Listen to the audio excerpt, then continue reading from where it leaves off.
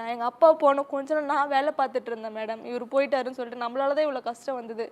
நம்ம அம்மாவுக்கு நம்ம கஷ்டம் கொடுக்கக்கூடாது சொல்லிட்டு 10th முடிச்சுட்டு கொஞ்ச நாள் தான் வீட்டில் இருந்தேன். உடனே வேலை பார்க்க போயிட்டேன் கடைக்கு. நான் கடையில் தான் 3 வருஷம் வேலை பார்த்துட்டு இருந்தேன். அதுக்கப்புறம் நான் அப்பா கிட்டே போனோம். அதுக்கப்புறமேட்டுக்கு நைட்டு நான் ட்ரெஸ்லாம் பேக் பண்ணி வச்சுட்டேன். நான் இதுக்கப்புறம் இங்கே இருக்கவே மாட்டேன், என்னால் இருக்க விட மாட்டாங்க, இவர் குத்தி குத்தி மாதிரி தான் பேசிகிட்டு இருப்பேன், நான் இருக்கவே மாட்டேன் போகிறேன்னு சொல்லிட்டு. அதுக்கப்புறம் நான் இவருக்கு ஃபோன் பண்ணி சொன்னேன், மேரேஜ் பண்ணியிருக்காள், அவருக்கு ஃபோன் பண்ணி சொன்னேன், இந்த மாதிரி எங்கள் வீட்டில் ரொம்ப அப்பா சித்திரவதைப்படுத்துறாரு சொல்லிட்டு. உடனே அவர் சரி மேரேஜ் பண்ணிக்கலாமா அப்படின்னு சொல்லி கேட்டேன். சரின்னு சொல்லிட்டு மேரேஜ் பண்ணிக்கிட்டோம். அம்மாவுக்கு யாருக்கிட்டையுமே சொல்ல நான் மேரேஜ் பண்ணிக்கிட்டேன். அப்புறம் அம்மா என்கிட்ட பேசாமல் தான் இருந்தாங்க. நான் கன்சீவாக இருக்குன்னு சொல்லிட்டு ஃபோன் பண்ணி சொன்னதுக்கப்புறம் தான் அம்மா என்கிட்ட பேச ஆரம்பித்தாங்க. அது வரைக்கும் அம்மா அங்கே தான் இருந்தாங்க. எப்போ இங்கே வந்தாங்கன்னு எனக்கு தெரியாது.